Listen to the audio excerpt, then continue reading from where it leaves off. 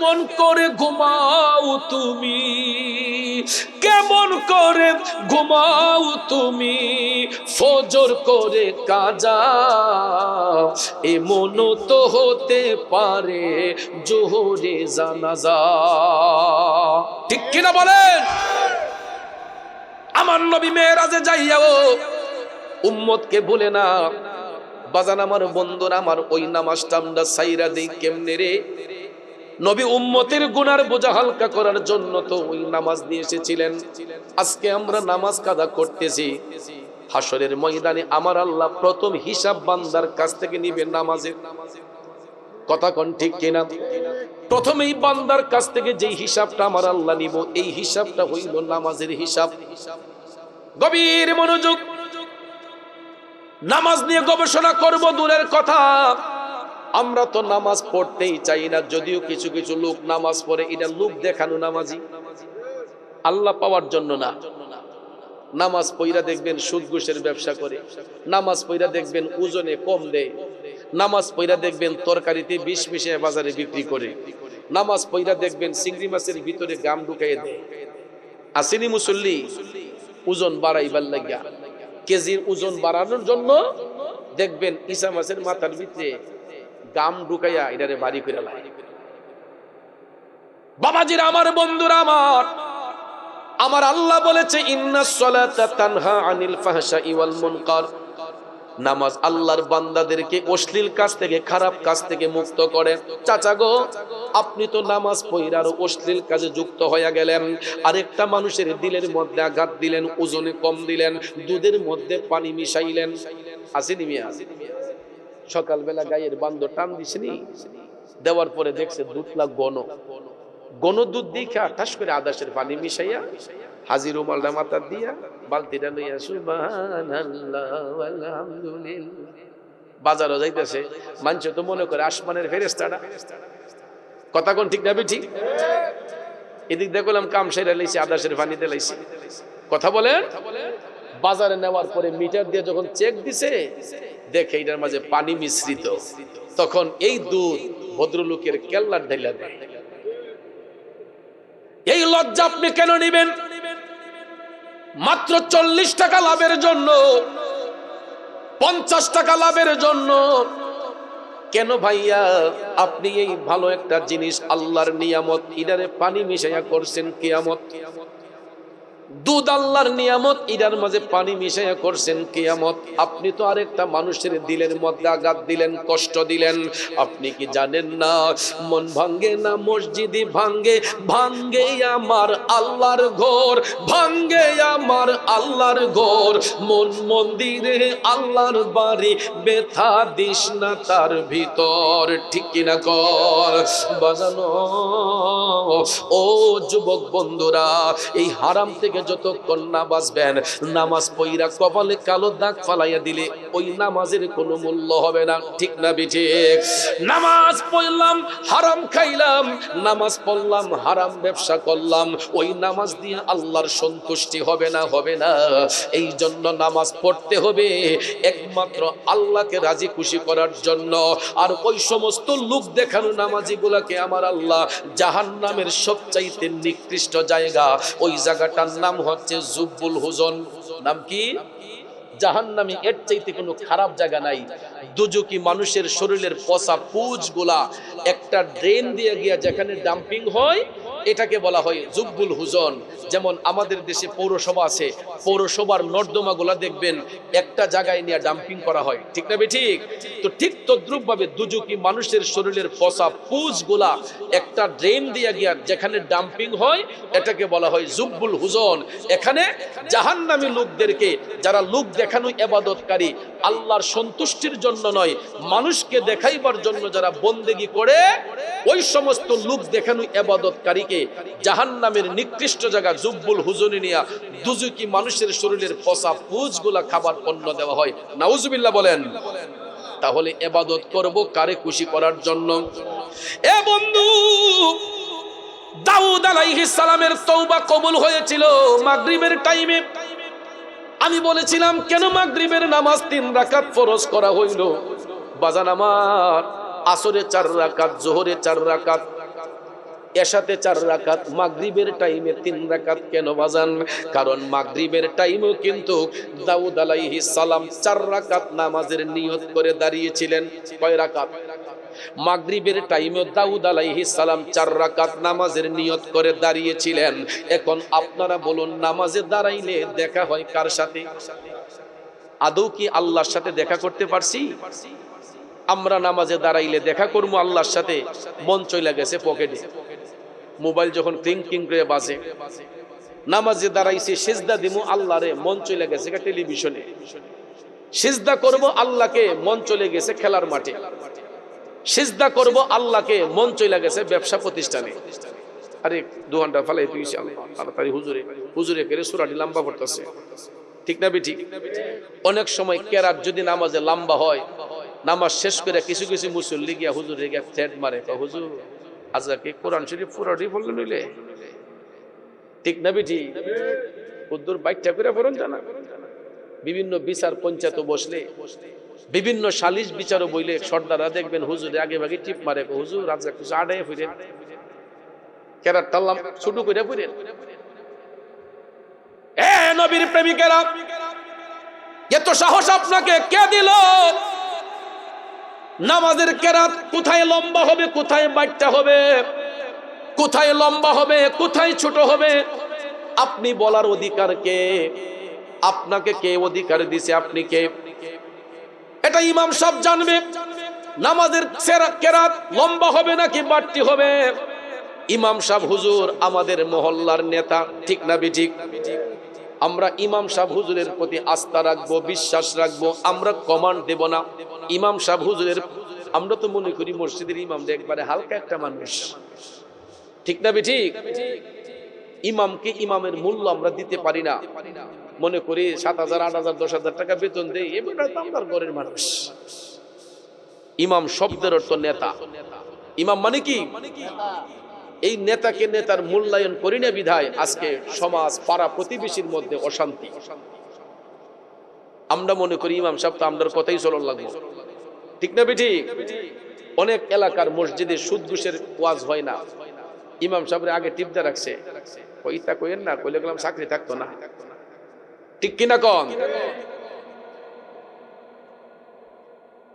ওরে বাগানে সর্পের সীমা নাই, আদর করি সর্পরে কেউ ছুঁইও না রে ভাই, ও তার সর্বঙ্গে বিষে ভরা, দংশিলে প্রাণ বাঁচে না, অজ্ঞানী কি চিনতে পারে আকবরী।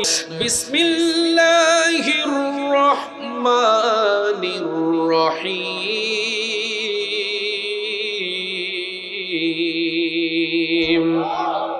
তিলকার রুসুল ফাদ্দালনা বা'দাহুম আলা বা'দ, মিনহুম মান কাল্লামাল্লাহু ওয়া রাফা'a বা'দাহুম দারাজাত। উচ্চস্বরে বলুন ঘোষণাটা কার? আমার আল্লাহ বলে, এ রাসূলগণ, তাদের একজনের চেয়ে আরেকজনকে মর্যাদান্বিত করা হয়েছে। নবী রাসূলের মধ্যে এমন কেউ রয়েছেন যাদের সাথে আল্লাহ কথা বলেছেন, তাদের মধ্যে এমন কেউ রয়েছেন যাকে আমার আল্লাহ উচ্চ মর্যাদা দান করেছেন। এই হলো আয়াতে পাকের সরল তরজমা। বাবাজিরা আসুন এই আয়াতে পাকের তাফসিরের দিকে একটু নজর করিয়ে, এই আয়াতে পাকের তাফসির করতে যাইয়া জগৎ বিখ্যাত তাফসির রুহুল বয়ান প্রমাণ করে নবী এবং রাসূলের মধ্যে কেউ হয়েছেন কালিমুল্লাহ, কেউ হয়েছেন খালিলুল্লাহ, কেউ হয়েছেন রুহুল্লাহ, কেউ হয়েছেন জাবিউল্লাহ, কেউ হয়েছেন সফিউল্লাহ, আমাদের নবী হাবিবুল্লাহ, ঠিক কিনা কর? এখানে একটা জিনিস মনোযোগ দিয়ে শুনবেন, কালিমুল্লাহ শব্দের অর্থ আল্লাহর বন্ধু, খালিলুল্লাহ শব্দের অর্থ আল্লাহর বন্ধু, রুহুল্লাহ শব্দের অর্থ আল্লাহর বন্ধু, সফিউল্লাহ শব্দের অর্থ আল্লাহর বন্ধু, খালিলুল্লাহ শব্দের অর্থ আল্লাহর বন্ধু, হাবিবুল্লাহ শব্দের অর্থ আল্লাহর বন্ধু। প্রত্যেকটা শব্দের একটাই অর্থ হয়, সেটা হলো আল্লাহর বন্ধু। এখন আপনারা বলেন, সব বন্ধু কি এক সমান? বন্ধু বন্ধুর মধ্যে ক্যাটাগরি আছে না নাই? ডিস্টেন্সটা কেমন আমার ভাইয়েরা? পূর্বের যুগের যত নবীগণ যত উপাধি পেয়েছেন, সমস্ত নবীগণ আমার নবীর সাথে প্রেমের কালেকশন ফিট করার কারণে এক একজন নবী এক একটা উপাধি পেয়েছেন। যেমন মুসা আলাইহিস সালাম, তিনি নিজে থেকে ইচ্ছে পোষণ করেছিলেন, রব্বি আরিনি, আল্লাহ আমি তোমাকে দেখতে চাই। আমার আল্লাহ কইলাম তারানি, মুসা তুমি দেখতে পারবা না। তারপর মুসা নবী কয় রব্বি আরিনি, আল্লাহ আমি তোমাকে দেখতে চাই। আল্লাহ তাআলা কইলাম তারানি, মুসা তুমি দেখতে পারবা না। বারবার করে বলার পরে আল্লাহ রাব্বুল আলামিন পরিশেষে বললেন, মুসা যদি আমাকে দেখতে হয় তুমি তুর পাহাড়ের মধ্যে উঠো, যদি আমি মওলাকে দেখতে হয় তুর পাহাড়ের মধ্যে উঠো। মুসা আলাইহিস সালাম আমার মওলা পাককে দেখার জন্য তুর পাহাড়ে উঠবেন, প্রিপারেশন নিলেন। আমার আল্লাহ তাআলা কুদরতের জবান দিয়া ডাক দিয়া কয়, মুসা ও বন্ধু, তোমার পায়ের জুতা খুলে তুমি তুর পাহাড়ের মধ্যে উঠো। মুসা আলাইহিস সালাম পায়ের জুতা খুলিয়া তুর পাহাড়ের মধ্যে উঠলেন। জোরে বলেন কারে দেখার জন্য? তুর পাহাড়ের মধ্যে উঠার পরে আমার আল্লাহ কুদরতের জবান দিয়ে বললেন, মুসা যদি আমাকে দেখতে হয় তোমার সামনে যেই নূরের পর্দা দেখা যাচ্ছে এই নূরের পর্দাটা একটু উঠাও। মুসা আলাইহিস সালাম নূরের পর্দায় হাত দিয়া সামান্য একটু উঠানোর সঙ্গে সঙ্গে আমার মওলা পাকের নূর তাজাল্লিতে পুরাটা তুর পাহাড় জ্বলে পড়ে সারকার হয়ে গেল। তারপর মুসা আলাইহিস সালাম এই নূরের তাজাল্লি সহ্য করতে পারলেন না। আমার আল্লাহ ডাক দিয়া কয়, বন্ধু মুসা আমি এই কারণে তোমাকে বারণ করেছিলাম যে আমাকে দেখতে পারবা না, তুমি তো আমাকে দেখার ইচ্ছে পোষণ করেছিলা, এখন আমার নূর তাজাল্লিতে তুর পাহাড় জ্বলে পড়ে সারকার হয়ে গেল, তুমি সেটা সহ্য করতে পারলা না। যাক বন্ধু, তোমার যেহেতু ইচ্ছে ছিল আমাকে দেখার জন্য, নূরের তাজাল্লি সহ্য করতে পারো নাই, তারপরও তোমার একটা ইজ্জত আছে, সম্মান আছে। আল্লাহ কয়, বন্ধু মুসা তোমার পায়ের কারণে আমি তুর পাহাড়ের মধ্যে উঠাইয়া এই তুর পাহাড়ের ছাইগুলাকে আমি সুরমা হিসেবে কবুল করে নিলাম। যেই সুরমা আমি আপনি চোখের মধ্যে ব্যবহার করি এটা মুসা নবীর বরকতে। কারণ তুর পাহাড়ে উঠার পরে যখন নূর তাজাল্লিতে তুর পাহাড় জ্বলে পড়ে সারকার হয়ে যায়, তারপর মুসা আলাইহিস সালাম মওলা পাকের নূরের তাজাল্লি সহ্য করতে পারেন নাই। এই কারণে মুসা নবীর সম্মানে আল্লাহ ওই ছাইগুলাকে সুরমা হিসেবে কবুল করলেন। কিয়ামত পর্যন্ত মানুষ যদি, মুসলমানরা যদি ওই সুরমা চোখে লাগায়, পৃথিবীর মানুষগুলা চোখে লাগায়, তারপর ওই সুরমা ব্যবহার করে শেষ করতে পারবে না। এই সুরমা আমরা পেয়েছি মুসা নবীর বরকতে। বন্ধুরা আমার, বাবাজিরা, এই মুসা আলাইহিস সালাম এই লকব পাওয়ার পরে তিনাকে আমার আল্লাহ কালিমুল্লাহ লকব দিয়েছেন, তিনি কালিমুল্লাহ উপাধিতে ভূষিত হয়েছেন। এরপরে আমাদের মুসলিম মিল্লাতের আদি পিতা হযরতে বাবা ইব্রাহিম আলাইহিস সালামকে বাদশা নমরুদ যখন অগ্নিকুণ্ডে ফেলে দিল, অগ্নিকুণ্ডে ফেলে দেওয়ার ফলে ইব্রাহিম আলাইহিস সালাম আমার দয়াল নবীর ভালোবাসা অন্তরে নিয়া মহান আল্লাহর দরবারে কান্না শুরু করলেন। নবীর মোহব্বত অন্তরে নিয়ে যখন কান্না করলেন, ইব্রাহিম নবীর চোখের পানিটা আগুনে পড়ার সাথে সাথে আমার আল্লাহ ওই আগুনটারে ফুল বাগিচা বানাইয়া দিলেন। এই জন্য কবি বলেছেন, খলিলুল্লাহ প্রেমিক ছিল নমরুদে আগুনে দিল, খলিলুল্লাহ প্রেমিক ছিল নমরুদে আগুনে দিল, আগুন হইল ফুল বাগিচা প্রেমের কারণে, আগুন হইল ফুল বাগিচা প্রেমের কারণে, প্রেমের ডুরি বান্দরে মদিনার শোনে। ঠিক কিনা বলেন? ওরে নূর নবী বানাইলেন আল্লাহ প্রেমের কারণে, নূর নবী বানাইলেন আল্লাহ প্রেমের কারণে, প্রেমের ডুরি বান্দরে মদিনার শোনে। একটা জবানও বন্ধ রাখবেন না, চিৎকার মেরে বলি ইয়া রাসূলুল্লাহ। আমার যুবক বন্ধুরা, ও মুরব্বী বাবাজিরা, বাদশা নমরুদ অগ্নিকুণ্ডে ফেলে দেওয়ার পরে বাবা ইব্রাহিম আলাইহিস সালাম চোখের পানি ছেড়ে কান্না করেছিলেন। এই পানির কত সম্মান, নবীর মহব্বতে কান্না করার কারণে ওই পানি যখন আগুনের মধ্যে পড়লো, আমার আল্লাহ আগুনকে ফুল বাগিচা বানাইয়া ইব্রাহিম নবীর উপাধি দিলেন খলিলুল্লাহ। চিল্লাইয়া বলেন না সুবহানাল্লাহ। এখন বলেন আমাদের নবীর উপাধি হলো হাবিবুল্লাহ। এই হাবিবুল্লাহ উপাধি নবী নিজে দিয়েছেন নাকি আল্লাহ? জোরে কোন নিজে নাকি আল্লাহ? আমার আল্লাহ কোরআনে পাকেই বলেছেন নবী রাসূলের মধ্যে এমন কেউ রয়েছেন যাকে আমার আল্লাহ উচ্চ মর্যাদায় সমাসীন করেছেন। এই উচ্চ মর্যাদাটা দেওয়ার জন্য আল্লাহ রাব্বুল আলামিন আপন হাবিবকে ফেরেশতা জিবরাইল আলাইহিস সালামের মাধ্যমে ইনভাইট পাঠিয়েছিলেন, দাওয়াত পাঠিয়েছিলেন। বন্ধুর কত সম্মান দেখুন, আমার আল্লাহ ফেরেশতাদের মাধ্যমে গোটা জগৎকে সুসজ্জিত করেছেন। শুধু পৃথিবী নয়, আল্লাহর সৃষ্টি জগতে যতটা জগৎ সমূহ আছে, আমার নবীর সাথে আল্লাহ দেখা করবেন, দিদার করবেন, সাক্ষাৎ করবেন। এই জন্য আমার আল্লাহ পুরাটা জগৎ সমূহকে সুসজ্জিত করিয়েছেন। যেমন আজকে দেখেন আমি প্রধান বক্তা, আপনাদের এলাকায় আসার কারণে মৌলভী আব্দুল বারেক সাহেব উনি হলেন মেজবান, আমি হলাম মেহমান। মেহমানকে ইজ্জত দেওয়ার জন্য আমি অধম গুনাহগার এসে আলোচনা করব, এই জন্য প্যান্ডেল করা হয়েছে, লাইটিং করা হয়েছে, কত সুন্দর আলোকসজ্জা হয়েছে, ঠিক কিনা কম? মেজবান মেহমানকে সম্মান দিয়া, মেহমানের সম্মানে আজকে এখানে প্যান্ডেল করা হয়েছে, আলোকসজ্জা করা হয়েছে, লাইটিং করা হয়েছে। এটা কি প্রতিদিন হয়? কথা কোন প্রতিদিন? বৎসরে একদিন, কথা কোন ঠিক না? আমার আল্লাহ রজব মাসের 26 তারিখ 27-এর রজনী, 26 তারিখ দিবাগত রাত, 27-এর রজনী জিবরাইল আলাইহিস সালামের মাধ্যমে আপন হাবিবের কাছে দাওয়াত পাঠালেন, ইনভাইট পাঠালেন। জিবরাইল আলাইহিস সালাম আমার নবীর কাছে দাওয়াত নিয়ে আসলেন, আমার নবীর মেরাজ করার জন্য, ঊর্ধ্বগমনে যাওয়ার জন্য। কারণ ওই নবীকে দাওয়াত দিয়েছেন কে? রজবের 27 তারিখ দয়াল নবী মেরাজে যান। আমি পাপী অপরাধী গাইব কি নবীজির শান। ইয়া রাসূলুল্লাহ ইয়া হাবিবাল্লাহ ইয়া রাসূলুল্লাহ। আল্লাহ খোদা তাআলার দাওয়াত পেলেন, দয়াল নবী আরশে গেলেন। খোদা তাআলার দাওয়াত পেলেন, দয়াল নবী আরশে গেলেন।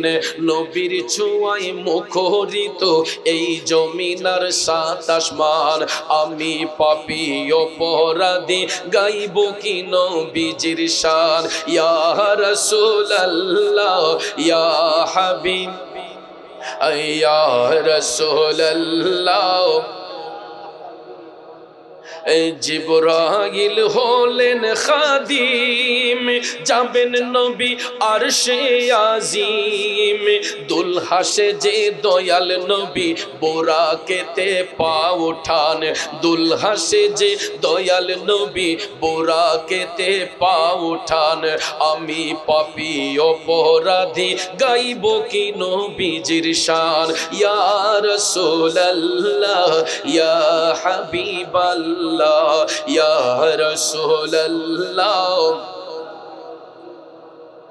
মসজিদুল আকসাতে গিয়া দেখেন নবী কুল আম্বিয়া।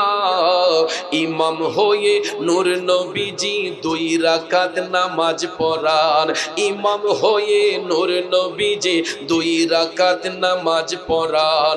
আমি পাপী অপরাধী গাইব কি নবীজির শান। ইয়া রাসূলুল্লাহ ইয়া হাবিব বলুন ইয়া রাসূলুল্লাহ।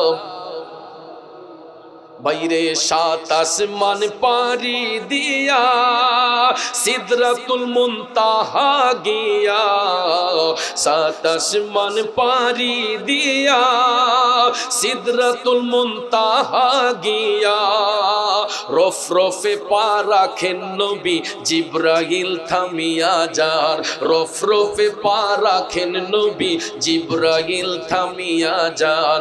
আমি পাপী অপরাধী গাইব কি নবীজির শান, ইয়া রাসূলুল্লাহ ইয়া হাবিব ইয়া রাসূলুল্লাহ।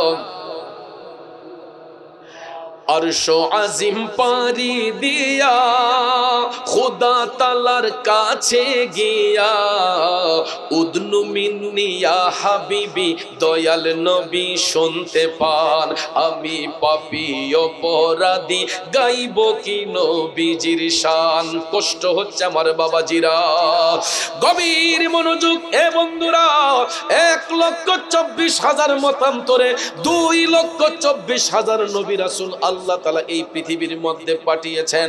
কোন নবীকে আমার আল্লাহ 7 আসমানের উপরে ওঠার পারমিশন দেন নাই। সমস্ত নবীগণ 7 আসমান পর্যন্ত সীমাবদ্ধ, এর উপরে অন্য কোন নবীর ওঠার পারমিশন নাই, একমাত্র আমাদের নবী ছাড়া।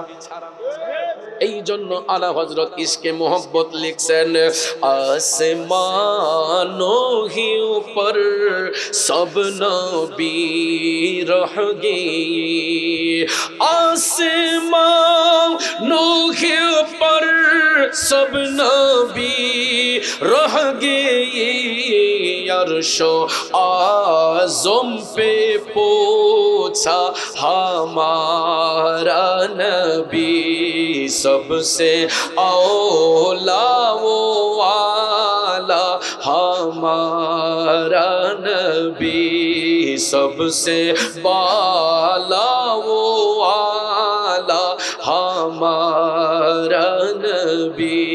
খারাপ লাগতেছে বাবাজিরা, বন্ধু ও আমার বাবাজিরা গো, আমার আলা হযরত লিখছেন, সমস্ত নবীগণ সপ্ত আকাশ পর্যন্ত সীমাবদ্ধ, এর উপরে অন্য কোন নবীর উঠার পারমিশন নাই। সমস্ত নবীগণের কাঁধের মধ্যে জিনার কদম মোবারক, তিনি হলেন আমাদের নবী রাহমাতাল লিল আলামিন। ওই নবীর মকাম বলতে যাইয়া আলা হযরত লিখতেছেন, আরশ আযম পে পৌঁছা হামারা নবী, আমার দয়ার নবী মায়ার নবী আরশ আল্লাহর কাছাকাছি। আল্লাহ তাআলা ডাক দিয়া কয়, হাবিব উদনু মিন্নি ইয়া হাবিবি, ও বন্ধু আপনি আরো নিকটে আসুন, আর কাছে আসুন। সুবহানাল্লাহ কোন। আমার নবীজির জুতা মুবারক পায়ে ছিল, কি ছিল? নবীজির জুতা মুবারক খুলিয়া আল্লাহ পাকের আরশে উঠতে চাইলেন। জুতা মুবারক খুলিয়া আরশ আল্লাহর মধ্যে নবী উঠতে চাইলেন। আমার আল্লাহ কুদরতের জবান দিয়া ডাক দিয়া কয়, হাবিব ও বন্ধু, কেন আপনি জুতা মুবারক রেখে আমার আরশে উঠতেছে? ভিআইপি পারসন যদি হয়, কত ইজ্জত কত সম্মান। আমাদের দেশে দেখবেন আমরা কত দামি দামি বিল্ডিং বানাই, বিল্ডিং বানাইলে কত সুন্দর টাইলস আমাদের ঘরে লাগাই, ঝকঝক পরিষ্কার থাকে। আমরা যদি কোনো বাড়িতে ঢুকতে যাই, সর্বসাধারণ দেখবেন জুতা নিয়ে ঢুকতে পারে না, জুতাগুলা বাহিরে রেখে তারপরে ভিতরে ঢুকতে হয়, ঠিক কি না? কিন্তু কোনো ভিআইপি পারসন যদি হয়, উনি যদি জুতা খুলেও ঢুকতে চায়, দেখবেন ঘরের গৃহস্থ যিনি, উনি টান দিয়ে, আরে জুতা নিয়ে আসেন। কথা কোন ঠিক না ঠিক? মেজবান মেহমানকে বলে, ভিআইপি পারসনকে বলে, আরে জুতা খুলে না, নিয়ে আসেন, দরকার আবার ঝাড়ু দেব। কথা কোন ঠিক না ঠিক? টান দিয়া দেখবেন জুতা খুলতে দেয় না, নিয়ে আসেন। ভিআইপি পারসন হলে আমাদের দেশেও কিন্তু মর্যাদা হয়, মর্যাদা দেওয়া হয়। আর আমার আল্লাহ কেমন মেহমান দান কেমন মেহমানকে ইনভাইট করেছেন, দাওয়াত করেছেন, যাকে আল্লাহ হাবিবুল্লাহ বলেছেন, ঠিক কিনা? আমার দুস্থ, আল্লাহ কয় আমার দুস্থ, হাবিবুল্লাহ বলিয়া কয় আমার দুস্থ আসছে। দয়াল নবী জুতা মুবারক খুলিয়া মহান আরশ মুআল্লার মধ্যে উঠতে চাইলেন। আল্লাহ তাআলা ডাক দিয়া কয় হাবিব ও বন্ধু, আপনি জুতা রেখে কেন আমার আরশের মধ্যে উঠতেছেন? দয়াল নবী ডাক দিয়া কয় আল্লাহ, আমি কেমনে আপনার মহান আরশের মধ্যে জুতা নিয়ে উঠে? আপনি না মুসাকে বলেছিলেন জুতা খুলিয়া তোর পাহাড়ে উঠার জন্য, তাইলে আমি রাসূল কেমনে আপনার বন্ধু? আমি এই জন্য মুসাকে জুতা খুলে উঠতে বলেছিলাম। মুসা আমি মাওলার নূর তাজাল্লি সহ্য করতে পারবে না, এই জন্য জুতা খুলে তাকে তোর পাহাড়ে উঠাইয়া আমি আমার মুসার পায়ের কারণে তোর পাহাড়কে ধন্য করে দিয়েছে। আর আপনি বন্ধুকে এই জন্য জুতা মোবারক নিয়ে উঠতে বলেছি প্রাণের হাবিব আমার আরশ মুআল্লা আপনি বন্ধু নবীর জুতা মোবারকের ধুলির অপেক্ষা করতেছে। আমার আল্লাহ ডাক দিয়া কই বন্ধু ও প্রাণের হাবিব গো, আপনার জুতা মুবারকের ধুলি দিয়া আমি আল্লাহর আরশটারে ধন্য করে দেন। হাত তুলে বলুন আল্লাহু আকবার, আরেকটু জোরে বলেন ইয়া রাসূলুল্লাহ। আরশ কুরসি যার পায়ের ধুলা মাখি তো চাই সারা বেলা, আরশ কুরসি যার পায়ের ধুলা মাখি তো চাই সারা বেলা, উম্মতের দরদিয়ে মর আর তো দেখি না, উম্মতের দরদিয়ে মর আর তো দেখি না। ও মুসাফির জিয়ারতে চলো মদিনা, সেথায় আছেন নূর নবীজি দয়ার খাজিনা, সেথায় আছেন নূর নবীজি দয়ার খাজিনা। নবী আমার আছেন যে তাই জান্নাতের বাগান তো সে তাই, ঠিক কিনা? সেই বাগানের পরশ পেলে কিছুই চাহি না, সেই বাগানের পরশ পেলে কিছুই চাহি না। ও মুসাফির জিয়ারতে চলো মদিনা, সেথায় আছেন নূর নবীজি দয়ার খাজিনা। একটা জবানও বন্ধ রাখবেন না, চিৎকার মেরে বলি ইয়া রাসূলুল্লাহ। বন্ধু ও আমার নবীপুরের বাবাজিরা, এখন ভাইবা দেখে যেই নবীর জুতা মোবারকের ধুলিতে আমার আল্লাহর আরশ ধন্য হইয়া যায়, ওই নবীর গোলামি করার প্রয়োজন আছে না নাই? নামাজ পইরা না না পইরা দুঃখ লাগে কষ্ট লাগে বাজান। আল্লাহ যে রাসূলকে দাওয়াত করে মেরাজে নিলেন, ওই মেরাজ সফর থেকে আমরা কি পাইলাম বন্ধুরে? এমন একটা জায়গায় আল্লাহ হাবিবকে নিয়েছেন আরশ মুআল্লা পাড়ি দিয়া, ওই জায়গাটার নাম হচ্ছে লা মাকান, যার উপরে আর কোনো জায়গা নাই। লা মাকান একদম শেষ সীমানা, এমন একটা জায়গার মধ্যে আল্লাহ তাআলা হাবিবুল্লাহকে নিয়েছেন যেখানে কোনো নবী যাওয়া সম্ভব হয় নাই, যেখানে কোনো ফেরেশতাদের যাওয়া সম্ভব হয় নাই, একমাত্র আল্লাহ এবং তার হাবিব। সুবহানাল্লাহ কোন। তাফসীরে রুহুল বয়ান প্রমাণ করেছে যে দুনিয়ার জিন্দেগির ২৭টা বছর পার হয়ে গেছে, কেউ টেরি পাই নাই। ২৭ বছর কেটে গেল, বিশ্বজাহান ঘুমে রইল, গুনাহগার উম্মতের মায়ায় দয়াল নবী ফিরে আন। আমি পাপী অপরাধী গাইব কি নবীজির শান। ইয়া রাসূলুল্লাহ ইয়া হাবিবাল্লাহ ইয়া রাসূলুল্লাহ। আমার বাবাজিরা বন্ধুরা, আমার নবী লা মাকান একদম শেষ সীমানায় গেলেন। মুফাসসিরিন কেরাম বলতেছেন আমার মওলা পাক আপন হাবিবকে এত কাছে টেনে নিলেন, মাঝখানে একটা চুল ফেলে দিলে যতটুক জায়গা ফাঁক থাকে এই পরিমাণ জায়গা ফাঁকা রয়ে গেল। আমার আল্লাহ হাবিবকে এত কাছে টাইনা নিলেন। দুনিয়ার জিন্দেগির ২৭টা বছর কেটে গেছে, বিশ্বজাহান কেউ টের পাই নাই। ওই মেরাজ শরীফে আল্লাহ আপন হাবিবকে দিদার দেওয়ার জন্য, সাক্ষাৎ দেওয়ার জন্য এত কাছে টেনে নিলেন আলাপন করতে। মধুর আলাপন যখন শুরু হইল, মাঝে মাঝে দেখবেন দুই বন্ধুর মধ্যে রসিকতা হয়, হয়নি রে বাজান? মাঝে মধ্যে দেখবেন বন্ধু বান্ধবের মধ্যে মাঝে মধ্যে রসিকতা হয়। আমার আল্লাহ হাবিবকে ইনভাইট করে কাছে টেনে নিয়ে বললেন, বন্ধু, কোন বন্ধু যদি বন্ধুর বাড়িতে আসে হাতের মধ্যে তো কিছু না কিছু নিয়ে আসে, আপনাকে যে আমি দাওয়াত করলাম আমার জন্য কি নিয়ে আসলেন? আমাদের বন্ধু যদি বন্ধুর বাড়িতে দাওয়াত দেয়, আমরাও কিন্তু হাতের মধ্যে কিছু নজরানা নিয়ে যাই, চকলেট, সানাসুর, মিষ্টি। বন্ধুর বাড়িতে বন্ধু গেলে হাতের মধ্যে কিছু না কিছু নিয়ে যায়। আমার আল্লাহ বন্ধুকে ডাক দিয়া কয়, বন্ধু গো, আপনাকে যে আমি ইনভাইট করলাম আপনি আমার কাছে কি নিয়ে আসছেন? আমার নবী কয়, আল্লাহ, আমি খালি হাতে আসি নাই, আমি খালি হাতে আসি নাই। আমার আল্লাহ কই, বন্ধু কি নিয়ে আসছেন?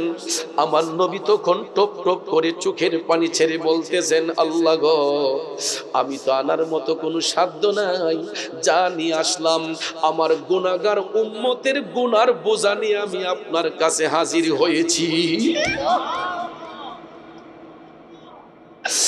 নবীর দরুদ পড়ো দিলে দিলে হৃদয় খুলে, নবীর দরুদ পড়ো দিলে দিলে। এ নবীর প্রেমিকারা দেখেন, আমার নবী মেরাজ শরীফে মওলা পাকের দিদারে গিয়েও উম্মতকে বলে নাই, আমার নবী উম্মতকে বলে নাই। কিন্তু আমরা এই দুনিয়ার মধ্যে নবীর উম্মত হইয়াও নবী নিয়ে মারামারি করি, নবী নিয়ে কাটাকাটি করি। নবী নিয়ে এত টানা হেসরা কেন রে ভাই? ওই নবী তো ঝগড়া করার জন্য দুনিয়াতে আসেন নাই, ফেসাদ শিখাইবার জন্য দুনিয়াতে আসেন নাই। আমার আল্লাহ আপন হাবিবকে পাঠিয়েছেন সমস্ত ঝগড়া মিটিয়ে দেওয়ার জন্য, ঠিক কিনা কন? তাইলে বাজান আমরা কেন নবী নিয়ে তো মারামারি করি, এত দ্বন্দ্ব করে? বন্ধুরে, মেহরাজ শরীফের মধ্যে মওলার দিদারে যাইয়াও আমার আল্লাহ কয় হাবিব, আমার আল্লাহ কয় হাবিব কি নিয়ে আসলেন? আমার নবী কান্দা কান্দা কয়, আমি আমার গুনাহগার উম্মতের গুনার বোঝা নিয়ে আপনার কাছে হাজির হয়েছি। আল্লাহ তাআলা খুশি না বেজার? আমার আল্লাহ জানে হাবিব উম্মতকে ভালোবাসে, এই জন্য ওই গুনাহগার উম্মতকে ক্ষমা করার জন্য হাসরের ময়দানে যখন সমস্ত নবী রাসূল গৌস কুতুব সবাই যখন নফসি নফসি বলে কাঁদবে, আমার আল্লাহ আপন হাবিবের জন্য হাসরের মাঠেও একটা আলাদা কুরসি বানাবেন। ওই কুরসিটার নাম হচ্ছে মাকামে মাহমুদ। সুবহানাল্লাহ কোন না? মাকামে মাহমুদ। আল্লাহ নবীর জন্য ওই কুরসি বানাবে, যেখানে বৈশা আমার নবী সবার জন্য সুপারিশ করবে। এখন যারা নবীর উম্মত তাদের তো প্রায়োরিটি থাকবে আলাদা, কথা বলেন ঠিক কিনা? তাইলে বাজান, যেই নবীকে আল্লাহ এত ইজ্জত এত সম্মান দিয়েছে, ওই নবীর আদর্শ মেনে চলা দরকার আছে না নাই? এ নবীর প্রেমিকেরা, আল্লাহ রাব্বুল আলামিন খুশি হয়ে গেলেন যখন রাসূল বললেন, আল্লাহ আমি আমার গুনাহগার উম্মতের গুনার বোঝা নিয়ে হাজির হয়েছি। দুই বন্ধুর আলাপচারিতা যখন শেষের দিকে, রাসূল যখন বিদায় হবেন, আবার যখন দুনিয়ার মধ্যে চলে আসবেন, উম্মতের মায়ায় যখন আবার রাসূল ফিরে আসবেন, এখন তো বাজান বন্ধুর বাড়িতে বন্ধু বিদায় হলে কিছু না কিছু দিয়া দেয়। অনেক সময় কাপড় চোপড় দিয়া দেয়, আর না হলে কিছু টাকা দিয়ে, দোস্ত একটা শার্ট কিনে লইয়েন, একটা প্যান্ট কিনে লইয়েন, কথা কোন ঠিক না ঠিক? আমার নবী ফিরে আসবেন, আল্লাহ তাআলা কয়, হাবিব আপনি না আপনার উম্মতকে ভালোবাসেন, আপনি তো আসলেন আপনার উম্মতের গুনার বোঝা নিয়ে। এখন আমি আল্লাহ কি দিতে পারি আপনার উম্মতের গুনার বোঝা হালকা করার জন্য? নেন, আমি আপনাকে 50 ওয়াক্ত নামাজ 6 মাস রোজা দান করে দিলাম। কয় ওয়াক্ত নামাজ আর রোজা কয় মাস? 6 মাস। আমার দয়ার নবী মায়ার নবী খুশি, উম্মতের গুনার বোঝা হালকা করার জন্য আমার আল্লাহ দুইটা বিশেষ আমল দিলেন। একটা হলো 50 ওয়াক্ত নামাজ, 6 মাসের রোজা। দয়াল নবী খুশি, যখন নবী মেহমানদারি শেষ করে আবার আসলেন, যাওয়ার বেলায়ও সব আসমান অতিক্রম করে এক এক আসমানে এক এক নবীগণের সাথে দিদার হলো, সাক্ষাৎ হলো। সবাই আমার নবীকে অভ্যর্থনা জানালেন, মারহাবা জানালেন। আবার আসার সময় আমার দয়াল নবীকে সমস্ত আসমানের নবীগণ সবাই আমার নবীকে অভ্যর্থনা জানাইলেন। যখন রাসূল আবার ষষ্ঠ আসমানে আসলেন, মুসা নবী একটু কথা বলতেন বেশি। পয়গম্বরদের মধ্যে মুসা আলাইহিস সালাম তিনি কথা বলতেন একটু বেশি। ষষ্ঠ আসমানে আসার পরে হযরতে মুসা কালিমুল্লাহ আমার নবীকে অভ্যর্থনা জানাইয়া বললেন, ইয়া রাসূলুল্লাহ, নবী গো, ওগো মায়ার নবীজি, আপনি না আপনার উম্মতকে ভালোবাসেন, আপনার উম্মতের গুনার বোঝা হালকা করার জন্য মওলার দরবার থেকে কি আনছেন? আমার নবী মুস্কি মুস্কি হাসি দিয়া কয়, মুসা, আমার আল্লাহ আমার উম্মতের গুনার বোঝা হালকা করার জন্য 50 ওয়াক্ত নামাজ আর 6 মাস রোজা দান করেছে। মুসা নবী কথা একটু বেশি বলেন তো, ডাক দিয়ে কয়, ইয়া রাসূলুল্লাহ, আপনার উম্মতে 50 ওয়াক্ত নামাজ পড়লো তো রজনী এমনি চাইলে হয়, ঠিক না ঠিক? 6 মাস রোজা রাখলে এরা তো এনার্জি শূন্য হয়ে যাবে, এরা রিজিকের তাল্লাশ করবে কিভাবে? 50 ওয়াক্ত নামাজ পড়লে এরা জীবিকা নির্বাহ করবে কিভাবে? নবী গো, আপনি তো হাবিবুল্লাহ, আপনি যদি মওলার কাছে অ্যাপ্লিকেশন করেন তাহলে আল্লাহ পাক আপনার উম্মতের জন্য আরো সহজ করে দিবে। বন্ধুরা আমার, বাবাজিরা, এখানে অনেকেই তাফসীর করে আমার নবী নাকি আবার গেছেন আবার আইছেন। না রে বাজান, না, নবীর যাইতে হয় না। আমার নবী যেখানেই থাকেন মওলার দিকে রজ্জু হয়ে গেলে মওলা সেই ডাক কবুল করি। ষষ্ঠ আসমানে মুসা আলাইহিস সালাম যখন কথোপকথন করলেন, আমার মদিনার কামলিওয়ালা নবী কথাটার মধ্যে গুরুত্ব দিয়ে চিন্তা করলেন, আসলেই তো আমার উম্মতের পক্ষে 50 ওয়াক্ত নামাজ 6 মাস রোজা রাখা বড় কঠিন হইয়া যাবে। এ নবীর প্রেমিকেরা, মেরাজ আমাদেরকে কি শিক্ষা দেয় এবার শুনুন। আমার নবী মওলার কাছে অ্যাপ্লিকেশন করলেন, আল্লাহ গো, ও মালিক, আপনি দান করেছেন আমি ধন্য, কিন্তু আল্লাহ আমার উম্মতের পক্ষে এটা কষ্টসাধ্য হয়ে যাবে। 6 মাস রোজা রাখা 50 ওয়াক্ত নামাজ পড়লে এরা জীবিকা নির্বাহ করবে কিভাবে? আমার আল্লাহ ডাক দিয়া কয়, হাবিব, আপনি চাইলে কমায়া দেব। আমার নবী কয়, আল্লাহ কমায়া না দিলে আমার উম্মতরা এটা পালন করবে কিভাবে? এরপরে আমার বাবাজিরা কমাইতে কমাইতে কমাইতে 5 ওয়াক্তের নামাজ, অর্থাৎ 5 জন পয়গম্বর 5 জন নবী 5 ওয়াক্তের নামাজ দিয়ে আমার আল্লাহর কাছে অ্যাপ্লিকেশন করেছিলেন। এই জন্য ওই নবীগণ 5 ওয়াক্তের নামাজ দিয়ে যে আল্লাহর কাছে অ্যাপ্লিকেশন করেছিলেন নবীর উম্মতের গুনার বোঝা হালকা করার জন্য, এই 5 ওয়াক্তের নামাজ ফজর, যোহর, আসর, মাগরিব, এশা, 5 ওয়াক্তের নামাজ আল্লাহ তাআলা উম্মতের জন্য এটা ফরজ করেছেন। কারণ 5 জন নবী 5 ওয়াক্তের নামাজ দিয়ে আল্লাহর শুকরিয়া আদায় করেছিলেন। সুবহানাল্লাহ কোন। কারণ পূর্বের যুগের নবীগণের জন্য 5 ওয়াক্তের নামাজ পড়া শর্ত ছিল না, তাদের উম্মতের জন্য 5 ওয়াক্ত নামাজ শর্ত ছিল না। এরপরও পূর্বের যুগের নবীগণ তারা এক একজন নবী এক এক ওয়াক্তের নামাজ দিয়ে মহান আল্লাহর শুকরিয়া আদায় করেছেন। যেমন ফজরের নামাজ পড়া আল্লাহর কাছে শুকরিয়া আদায় করেছিলেন। উনি হচ্ছেন সমস্ত মানব জাতির আদি পিতা হযরতে বাবা আদম সফিউল্লাহ। তিনি ভোর হওয়ার শুকরিয়া স্বরূপ জান্নাতের মধ্যে আদম নবী কখনো রাত্র দেখেন নাই। এই জন্য ভোর হওয়ার শুকরিয়া স্বরূপ তিনি দুনিয়াতে আইসা যখন শিশির ভেজা সকাল দেখলেন, তিনি আল্লাহর কাছে দোয়া করলেন, অ্যাপ্লিকেশন করে শুকরিয়া আদায় করেছেন।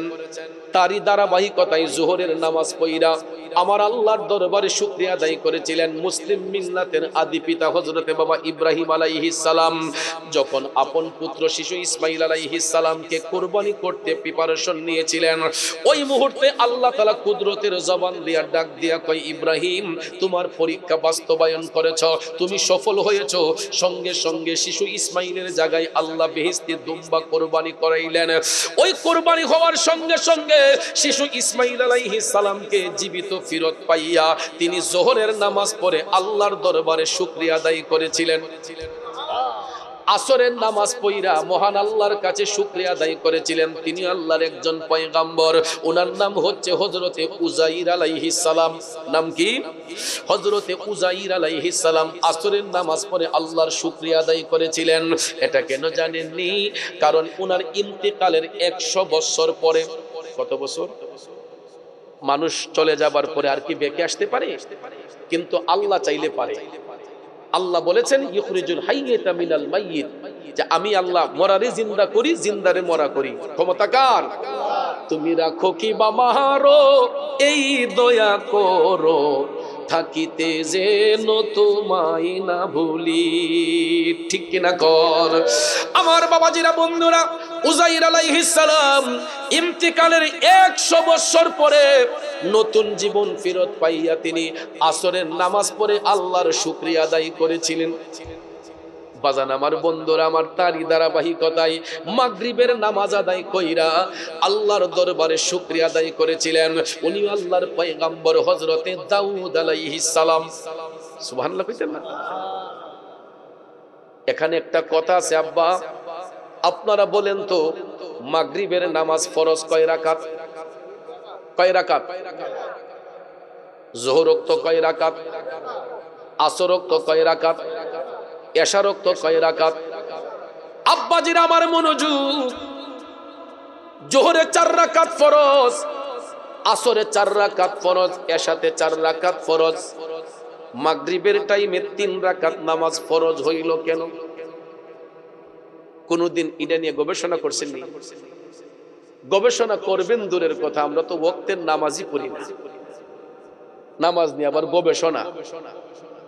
আমি চ্যালেঞ্জ করে বলতে পারবো এখনো নবীর বাগানে যারা আপনারা বসে আছেন, এখানে অর্ধেকেরও বেশি মানুষ আজকে এশারের নামাজ পড়েন নাই। রাগ করছেন আব্বা? এখানে এমনও মানুষ আছেন আজকে মাগরিবের নামাজ কাজা হয়েছে, আসরের নামাজ কাজা হয়েছে, যোহরের নামাজ কাজা হয়েছে, ফজরের কথা বললে লজ্জা চলে আসে। 2-3 জন মুসল্লি ডুল্লুর ডুল্লুর কাশি, হিকুনাত একজন, ইকুনাত একজন, কথা কোন? কারণ আমার কাকার সময় গণিয়ে আসছে, এখন উনি মসজিদ আর ঘর এর মধ্যে সীমাবদ্ধ। নামাজ না পড়লে পোলাপানে শরম দেয়, আব্বা তুমি নামাজ পড়ে না, শরম হয়, লজ্জা হয়। ছেলের ইজ্জত বাঁচাইবার জন্য কিছু কিছু মানুষ মসজিদমুখী হয়। আবার অনেক সময় দেখা যায় ছেলের কথার মধ্যে পরোয়া করে না, চুল দাড়ি পেকে গেছে, কিছু চাচারা একদিকে মসজিদে নামাজ চলতেছে, দেখা যায় চায়ের দোকানে বইসা টেলিভিশনে চাইয়া রইছে। আর আমাগো দেশে তো অনেক চায়ের দোকানদাররা মনে করে তাদের দোকানও ক্রামবোর্ড আর টেলিভিশন রাখাটা ফরজ। নাউজুবিল্লাহ কইতেন না? এটা না হইলে বলে ব্যবসা জমজমাট হয় না। ঠিক না বেঠিক? আর চায়ের দোকানেরও ক্যাটাগরি আছে এখন। আমি দেখছি চা স্টল 2 ধরনের হয়, একটা ফুতে বাইফুতে স্টল, আর একটা শুধু মুরব্বি স্টল। মুরব্বি স্টল যেটা, এটা আমি দেখছি মসজিদের সাথে একদম লাগাই থাকে, অনেক এলাকার মসজিদের সাথে লাগানো। এটার মাঝে আমার মুরব্বি চাচারা বৈশা নামাজ পড়া গিয়া কোন হুজুরের পাঞ্জাবি লম্বা, কোনটা বাইটা, কোন হুজুরে কি করছে না করছে, এই সমস্ত আলাপ আলোচনা এই চা স্টলের ভিতরে হয়। ঠিক না বেঠিক?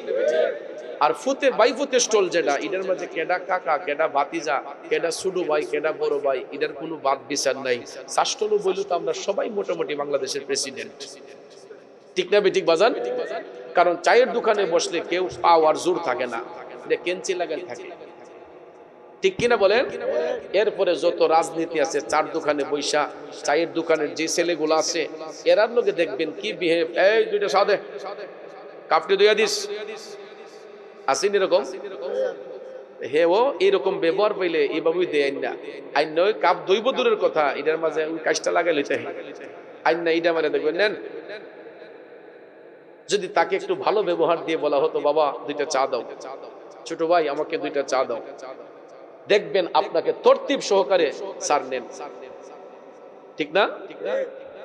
আর শাস্ত্রলো বৈশা যখন 4টা চা দিস, 2 দিস কাপটি, কারণ তখন মনে করে যে এটা একদম সাধারণ একটা ব্যক্তি, ঠিক না বেটি? আমরা সবাই প্রেসিডেন্ট। এরপরে দেখবেন সার কাপ হাতে লইয়া এই কত রঙের বিড়ি টাইনা বাজান দুমা একেবারে কেতকিতি করে, ঠিক না বেটি?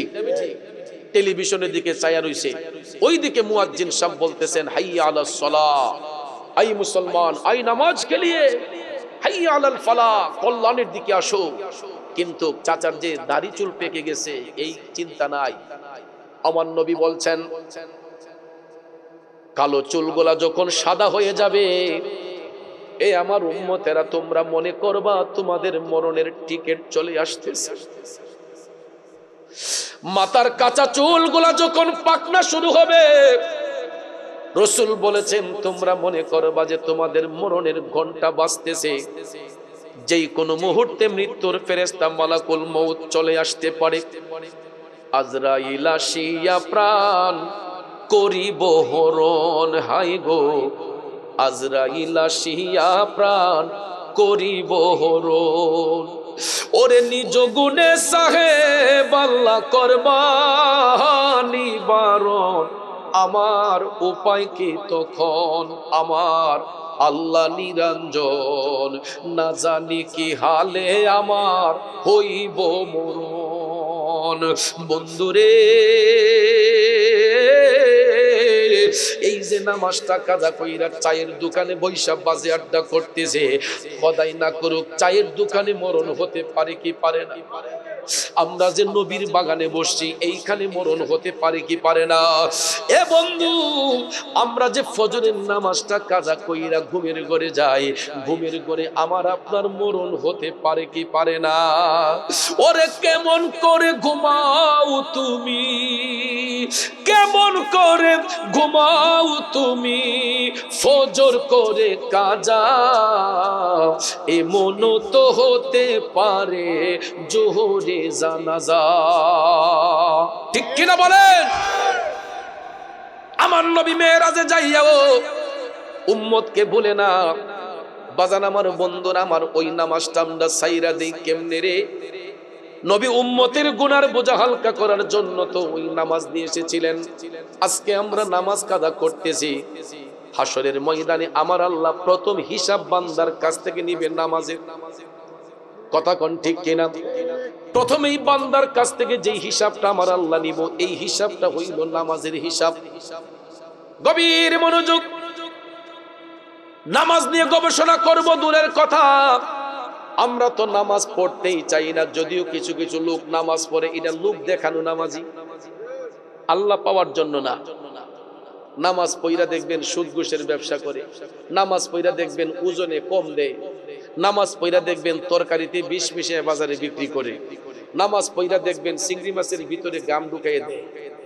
আসেনি মুসল্লি ওজন বাড়াইবার লাগিয়া, কেজির ওজন বাড়ানোর জন্য দেখবেন ইসা মাছের মাথার ভিতরে গাম ঢুকাইয়া এটারে বাড়ি করে লাই। বাবাজিরা আমার, বন্ধুরা আমার, আমার আল্লাহ বলেছে ইন্নাস সালাতা তানহা আনিল ফাহশাই ওয়াল মুনকার, নামাজ আল্লাহর বান্দাদেরকে অশ্লীল কাজ থেকে, খারাপ কাজ থেকে মুক্ত করে।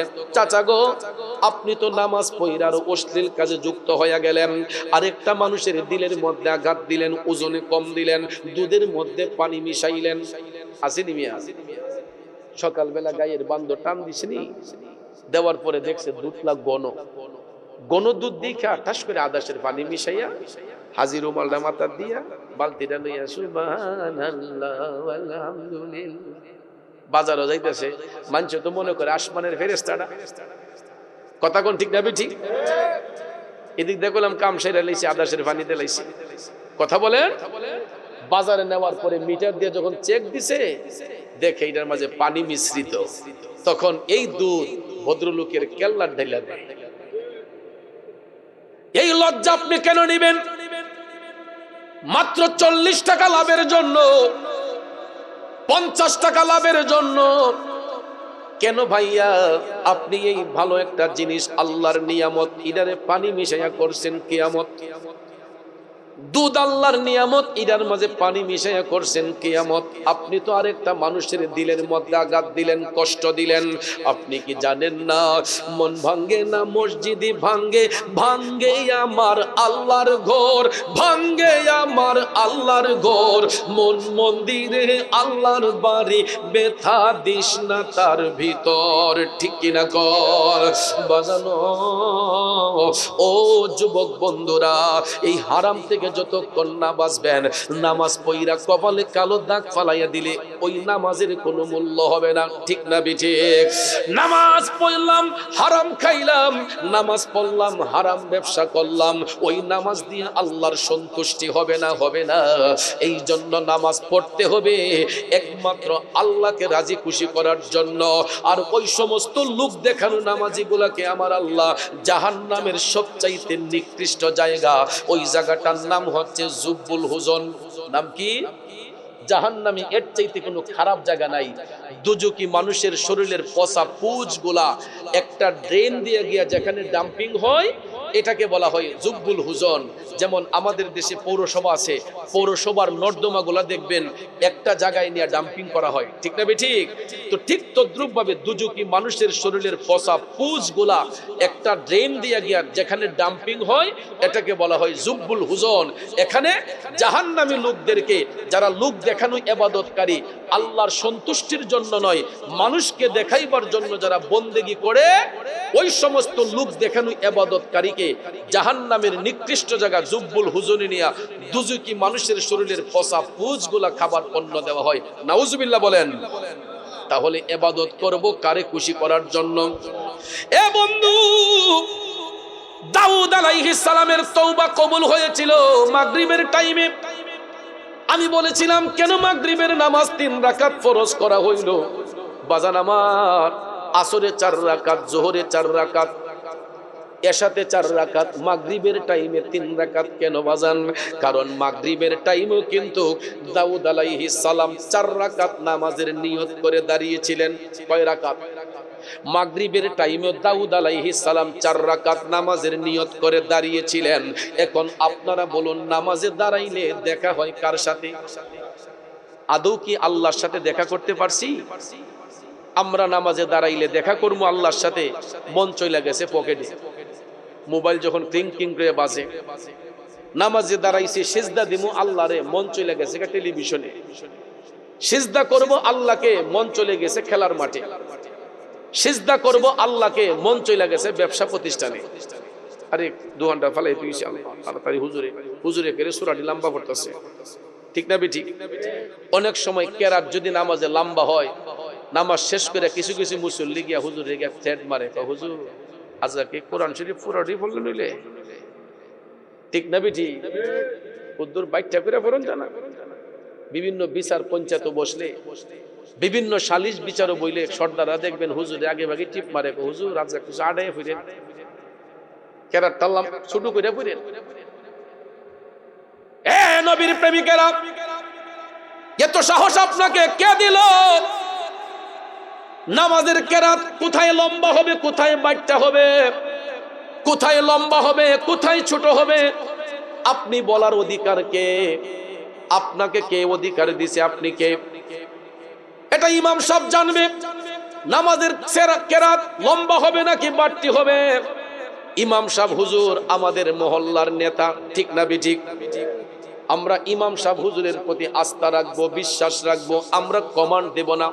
ইমাম সাহেব হুজুরের, আমরা তো মনে করি মসজিদের ইমাম একবারে হালকা একটা মানুষ। ঠিক না বেঠিক? ইমামকে ইমামের মূল্য আমরা দিতে পারি না।